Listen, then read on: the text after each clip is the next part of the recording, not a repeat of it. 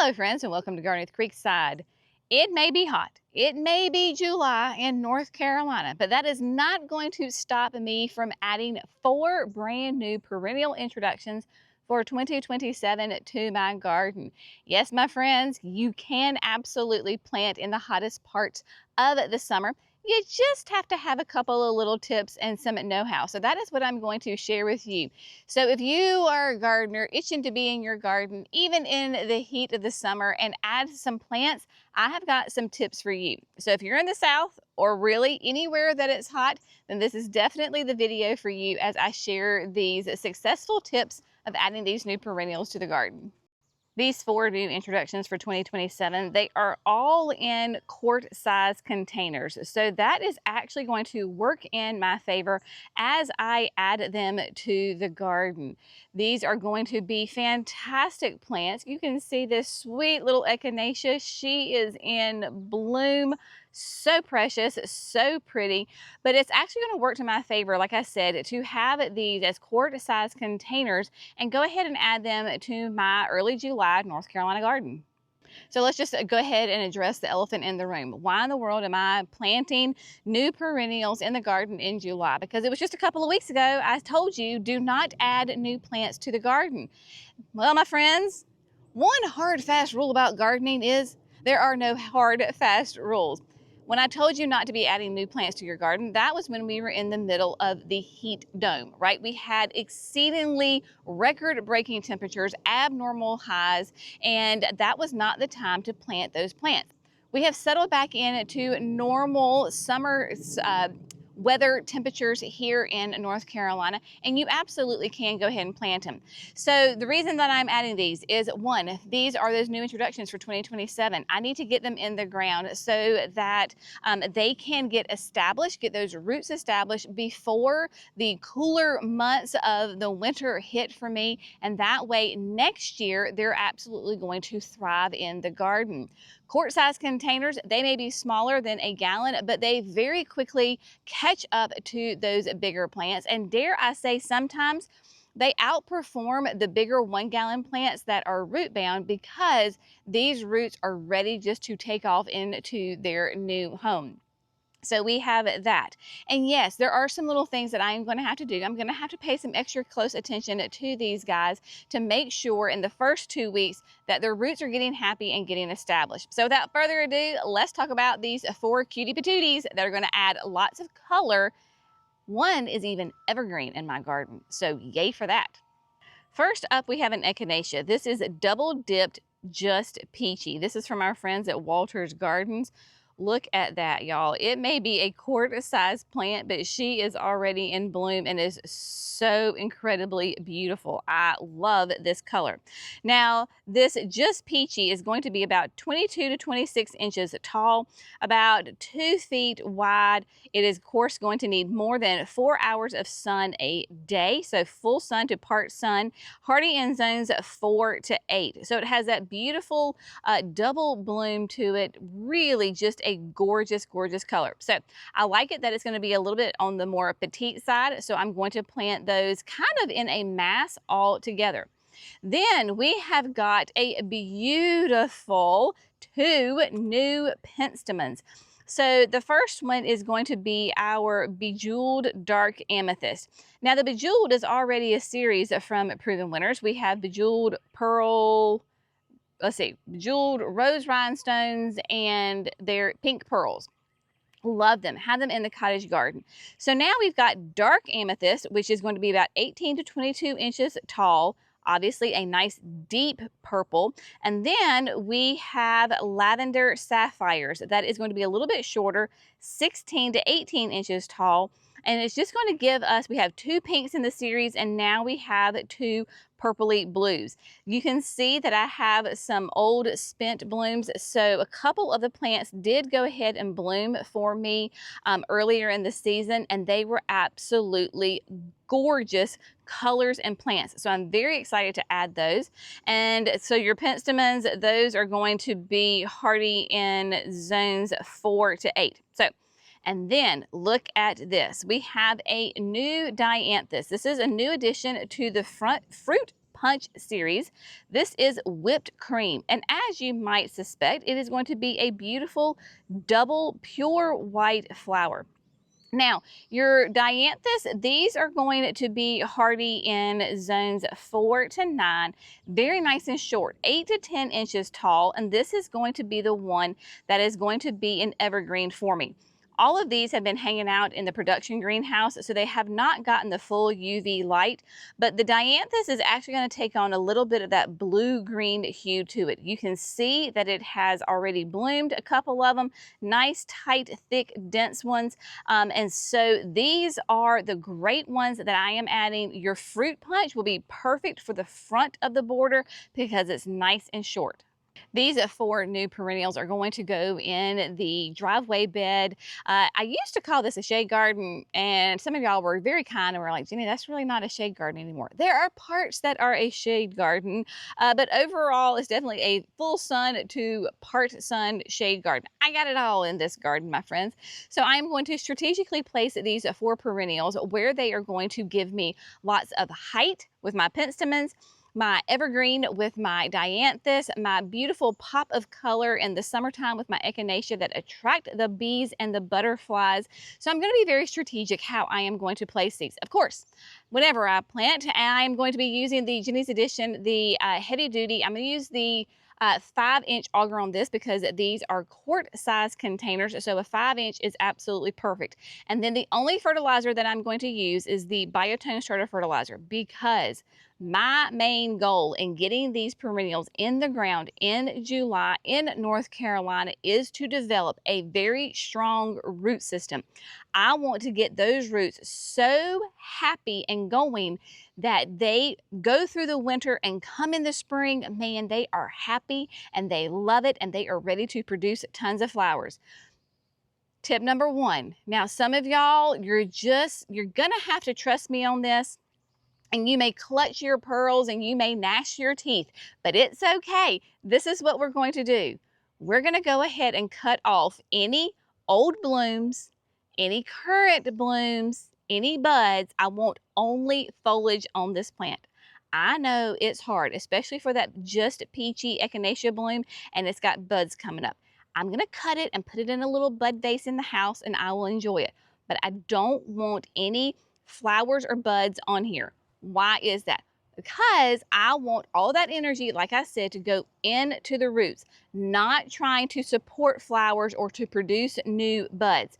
I only want root growth right now. So yes, they may look a little rough this summer. They may just be little green blobs in the garden. It does not matter. Gardening teaches you patience, and that is what I am thinking about next spring to get that great satisfaction from these beautiful flowers. Not right now. So we're going to deadhead all of them.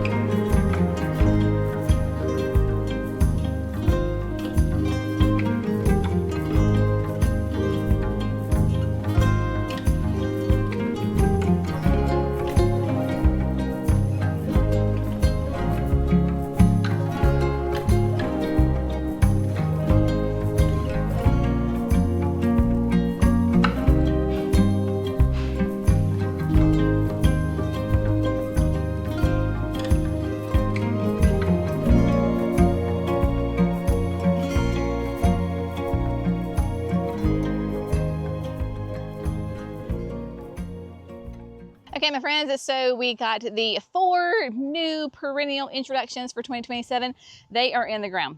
Just gonna go ahead and tell you, I wasn't trying to take the easy route out as far as not showing you the full planting and everything that I did. The camera was like, you know, it is too hot out here, and it just shut down. That is the bad thing about having black cameras in North Carolina in July. They tend to be quite divas. So hopefully this camera will behave itself. So I'm just going to walk you through and tell you what I did and show you the end result. And let's talk about design, because I had to really think about this design in this bed with these new intros, because this bed is really doing quite well. Let me show you. We're going to start up here at the front. This is definitely going to be the area that is considered full sun, gets morning sun, afternoon sun, all the time. And this is where I decided to put the penstemons and the echinacea. Now, what you see here is we have chameleon grass here in the front. Then we have 2 different little clumps of the new Proven Winners Lantana for 2027. By the way, super impressed with this. Love it. Nice, tight, and petite, so it is doing well. So just remember that the Lantana is an annual, and it won't necessarily be here again next year. And then we have 4 of the butterfly candy. This is Little Taffy. Nice, soft, pale pink, beautiful butterflies and bees all over it. I mean, they were just, as I was moving and grooving in here, they were not happy because I was all up on them. So I decided to put the penstemon in a kind of a mass planting right here. So we have the shorter bejeweled lavender sapphires in the front. And yes, I want to put them as a mass clump. So the 3 of them are together, and then I put on each backside of them the taller of the bejeweled dark amethyst. So we're going to have a little bit of some height variation and some color variation early in the spring. Also with these perennials, this is going to give me some like succession planting as far as color. It'll be interesting to see what these 2 new penstemons do in the Bejeweled series. I know that the pink pearls and the rose rhinestones that are in the cottage garden, that they bloom in early spring. Stunning. I suspect that these penstemons will bloom around the same time. So that being said, my butterfly bushes will just be little green mounds. They won't have any flowers on them at that time. So I'll have color and height with the penstemon while my butterfly bushes are still emerging and coming out of their dormancy and getting ready to bloom in the coming weeks after the penstemon. Then tying in, so we had the penstemon here, and then I went ahead and brought it back over some more. So here I've got the echinacea, the 4 just peachy echinacea. It's gonna be a mass planting right here between those 2 little taffies, and then I put the shorter lavender sapphires penstemon behind it. And then behind that, I did the 3 remaining of the dark amethyst penstemon back there. So when you look at this bed all together, right, so you take it all in, you're gonna have repeating. You're gonna have penstemon over here in the center and then to the left. So you've got 3 sections of them together, kind of ties it all in. Don't be afraid to break it up. You absolutely can put a onesie by itself, because in the bed, in the space, they all tie in and they will look really, really well together. This time next year, my echinacea, my just peachies, will be blooming the same time as the butterfly bushes. So kind of keep that in mind. They kind of play off the colors with one another, and nice little color difference, of course, completely different bloom structure and all of that. So that's what we got going down there. So those are those 3. And then we have the dianthus down here. So the whipped cream, of course, is going to give me some evergreen color. So I did a group of 3 really close to the edging right here in front of my Let's Dance sky views. So I've got 3 there, and then you come down a little bit in front of This is Invincible Weed White, and then we've got those other two. So this will give me some structure even in the wintertime and something right there. I fully suspect that as they grow into maturity, that they're going to come in and kiss one another and look like one giant plant. Now, you will notice, first of all, let's talk about this, back up. So one of the keys to success in planting in the summertime is mulch. Go ahead and mulch those new perennials, those new plantings really well. This is going to insulate the roots, help with the, keep the extreme heat off the roots. It's going to retain moisture. Of course, it's going to keep the weeds out, and then it is going to look amazing. So we always want to mulch. I did not water these guys down here because we finally got some rain last night. It has been hot and it has been dry. So last night, I don't know, somewhere in the middle of the night, we finally got our first rainstorm. The rain gauge said about 1/2 inch. So right here, when I planted the dianthus in both sections of the dianthus, it was nice and damp. Up further where the butterflies bushes and the penstemons were, not so much. So I didn't water these guys because they were really wet, and then up there, they did get water. But mulch, my friends, mulch, mulch, mulch. And then with the watering, you're gonna wanna watch these plants closely for the first 2 to 3 weeks. If you're not getting consistent rain and you don't have irrigation, then you're gonna have to water them. We want to go with a deep watering versus a bunch of shallow waterings. So what does that mean? That means I come in, I watch the plant. It's okay if it gets a little bit of wilt to it. A struggle is going to make it grow. It's going to make those roots go out. So I am not going to water these guys. I watered them today and or the soil was really wet. I'm not going to water them tomorrow. So I will come back the next day and look at them. If they're nice and perky and I kind of feel around in the root ball and it's still moist, I'm not going to water it. So you're just going to have to get out there and kind of explore a little bit, watch the plants. They'll definitely tell you if they need some water, good deep watering, but that mulch is going to help tremendously. If you go back into another heat wave, which I suspect we will, I have got a very fun and colorful solution for you. As like most good things that I have, these sweet little umbrellas were inspired from my mama, Mimi. So she is the queen of moving plants. And so when she moves plants, she sometimes has to give them some protection because maybe it's not the best time. So when we went through the heat dome, I went ahead and ordered these guys.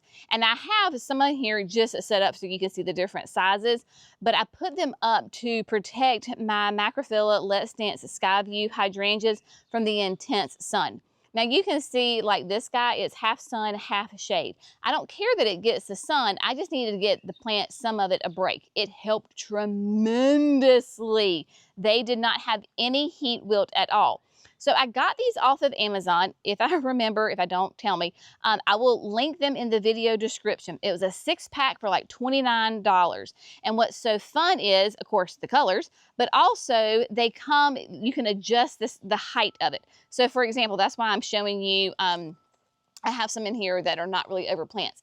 So you can go the really short route, you can go the medium route, which is what these two are, or you could go all the way up, which is what the light, kind of the aqua is. So depending on the size of the plant, you can adjust it and have them ready to go to help offer protection. They are meant for plants and they have that silver underlining, so they are UV protectant, okay? So they really do a great job helping protect those plants. I mean, look how pretty and perky that is. Sorry about that, my friends. This camera too. It didn't like the heat. So we have cooled off and we're standing in the shade. So you absolutely can plant perennials, shrubs, annuals in the summertime. There's a couple little key tips that you need to know that we've talked about today. Deep watering.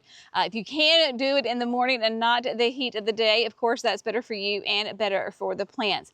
Putting down that mulch. We do not want to fertilize these guys. Using the biotone is the only thing that you need because that is specifically targeting the root growth. As I always say with your perennials, shrubs, and trees, first year they sleep, creep, and leap. Perennials sometimes can go from a sleep to a creep real quick, but generally speaking, especially when we're planting in the hottest parts of the year, just go ahead and give patience. I am planting for the future. I have already passed my bloom times for the penstemons, for the dianthus. With the echinacea, I am going to continue to cut off any buds that form because I want all of that energy going into the roots, not trying to produce the flowers. Of course, mulching helps tremendously, and then good deep watering as opposed to multiple shallow waterings. So there you go. Now I am going to keep you updated, of course, throughout the season because I share the messes and the successes, the glamour and the glow, shall we say, of the summer gardening here in North Carolina. As always, we so appreciate you. We hope you have found this fun, informative, and inspirational. Don't be afraid to add plants to your garden. You absolutely can do it. Y'all have a great day. We'll see you in the next video. Bye, friends.